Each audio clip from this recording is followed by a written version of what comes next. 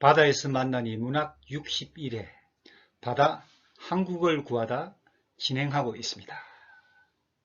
해양국가란 어떤 나라입니까? 해양국가란 어떤 나라라고 생각하십니까?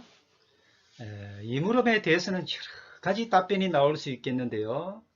해양국가란 대양을 건너는 일단의 세력, 일단의 해양 세력을 가진 나라가 바로 그런 나라가 해양국가이다 라고 저는 그렇게 말하고 싶습니다. 그렇습니다. 무엇보다도 대양을 건너야지. 대양을 건널 수 있어야지 그게 바로 해양국가인 것입니다. 연안을 오가는 수많은 배들이 있고 해안 또는 그 가까이에서 아무리 어로 채취 활동을 많이 한다더라도 그것은 연안국가, 연안국가에 불과합니다. 고대의 북유럽의 바이킹, 그리스, 중세의 베니스, 제노바 등이 건넌 바다가 대양은 아니지만 당시 항해 수준 무역 과정으로 볼 때 대양이라고 말을 할 수도 있겠는데요. 근대 초에 포르투갈, 스페인, 네덜란드, 영국 등이 건넌 바다는 머나먼 대양이었습니다. 물론 그 전제와 결과는 대륙간의 물류에 있었습니다. 채로 볼 때 한국 해운은 여전히 걸음마 단계였습니다. 자주 있는 일은 아니지만 외국 선주의 배를 빌려서 영업활동을 할 경우에 그러기 위해서는 용선계약 과정을 거쳐야 하는데요. 이 부분에 대해서 정확한 지식을 가진 해운인이 드물었습니다. 심지어는 당대의 가장 뛰어난 해기인이며 해운인이었던 윤상성, 이분도 자세히 잘 몰라서 별도로 공부를 해야 했다고 당시 그의 자서전에서 수회하고 있습니다. 마찬가지로 자주 있는 일은 아니지만 멀리 동남아 쪽으로, 그때는 동남아시아 해역이 그리 가까운 바다가 아닌 그런 해운 실정이었는데요. 이곳으로 운항을 하다가 좌초라도 하든지, 좌초 또 손상, 이와 같은 사고를 겪게 되면 보험, 수리, 보상 문제를 협의를 해야 하는데, 그럴 때는 영어로 대화가 가능해야 하는데 대부분 그 정도 수준이 못 되어서 본사에서 사람을 파견해야 했습니다. 그만큼 한국 해운은 아직 연근의 수준에 머물고 있었던 겁니다. 이런 와중에 1952년 10월의 일인데요. 이때는 아직 6.25 전쟁 중이었는데요. 그런데 이때 부산항을 출항을 해서 태평양을 건너서 미국 서부 포틀랜드에 취항을 한 고려호, 이 고려호의 대양 항해는 참 의미심장한 일이 아닐 수가 없습니다. 당시 고려호는 태평양 전쟁에서 부산항 앞바다에서 침몰했던 6,800톤의 일본 화물선 가스우라 마루를 극동해운이 인양 수리해서 새 이름을 붙였는데요. 고려호로 이름을 명명을 한 그런 화물선인데요. 그러니까 태평양 전쟁 중에 침몰한 선박을 인양을 해서 수리를 하고 운항을 한 그런 화물선이죠. 이 고려호는 한국 최초로 태평양을 건넌 화물선인데요. 승무할 해기사를 뽑을 때 특이하게도 해군 함정 요원으로 구성을 했는데요. 이것은 광복 후에 해군 창설 시에 상당수의 유능한 해기 인력이 해군에 입대했기 때문에 고려호와 같은 대형선의 운항팀을 구성하기가 보다 수월했기 때문이라고 합니다. 어쨌든 여전히 전쟁 중이었지만 고려호의 항해는 국가적 행사가 되었는데요. 전 해운인들과 부산 시민들 그리고 대통령을 포함한 정부 인사들의 환송을 받으면서 고려호는 태평양이란 세계에서 가장 넓은 바다를 향하여 출항을 했습니다. 그런데 여기서부터가 문제입니다. 고려호가 동경 180도선, 즉 날짜 변경선을 통과할 점의 일인데요. 고려호의 기관 고장이 일어난 겁니다.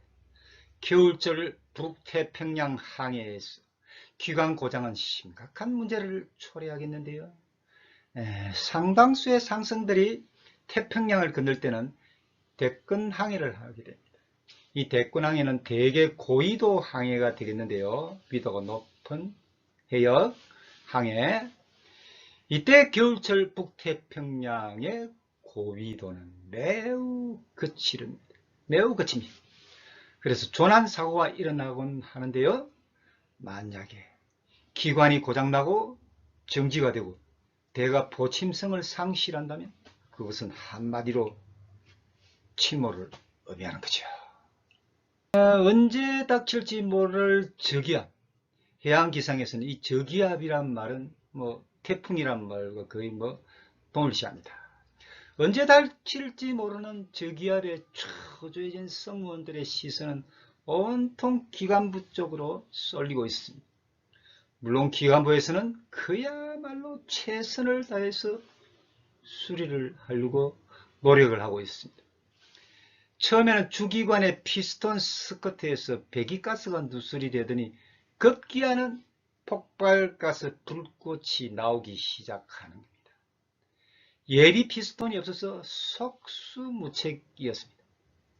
부득이 속력을 감소해서 운항을 했지만 별 뾰족한 방법이 있는 것은 아니었습니다. 결국은 가스 누출과 스커트 가열을 막기 위해서 실린더 오일, 이 오일을 대나무 끝에 달린 천에다가 묻혀가지고 선원들이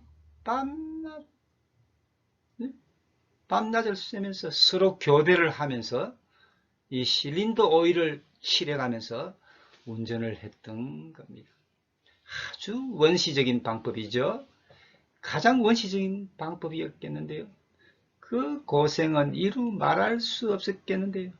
아무튼 이 방법으로 문제를 해결할 수가 있어가지고 배는 태평양을 건너는데 성공을 했다고 합니다.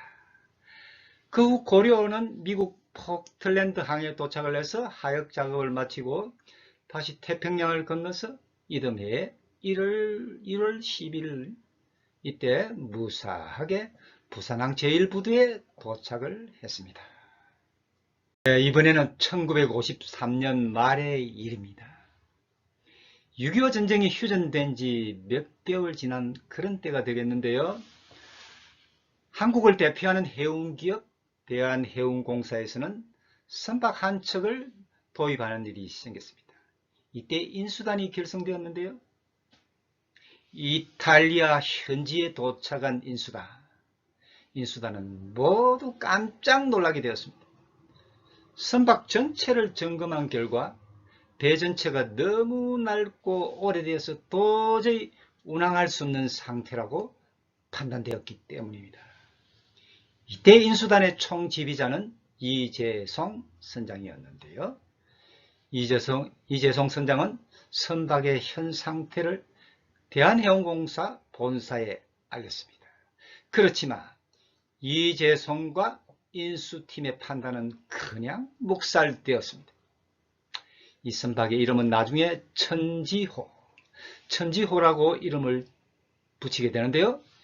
이 천지호의 도의 이면에는 경무대, 그러니까 지금의 대통령실급 정도가 되겠는데요.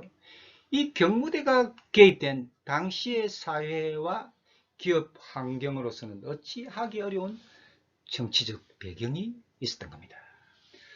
그래서 회사의 응답은 무조건 인수였습니다. 매우 우울한 항해가 시작되었습니다. 출항한 천지호는 지중해를 넘고 아프리카 서부 해역을 항해하고 인도양을 건너면서 무려 4차례, 5차례 기관 고장을 일으켰는데요. 중도에 수리가 가능한 항구를 찾아가서 수리 작업을 하고는 했습니다. 대양에서 저기압이 태풍을 만나게 되는 이 대양에서 4번, 5번의 기관 고장, 이것은 무엇을 의미합니까? 그것은 바로 4번, 5번의 죽음의 위기를 의미하는 겁니다. 당연히 인수단의 분노는 극에 달했습니다. 죽음의 항해를 수행하던 배가 싱가포르 수리조선소에 도착을 했는데요. 싱가포르 수리조선소, 유명한 조선소입니다. 이때 선장 이재송은 본사의 사장 앞으로 전문 한 통, 텔렉스가 되겠죠. 전문 한 통을 전송을 했습니다. 그 내용은 이런 것이었다고 합니다. 아주 짧게 영문으로 I kill you 였습니다. I kill you. 정오심이 극에 달았다는 표현 아니겠습니까? 이재송이란 분, 이재송이란 분, 이분은 태평양 전쟁과 6.25 전쟁에 참전하면서 숱하게 사선을 넘은 그런 사람이었는데요. 아군과 적군에 대한 개념, 선과 악에 대한 판단과 응징은 매우 명확한 사람이었겠는데요.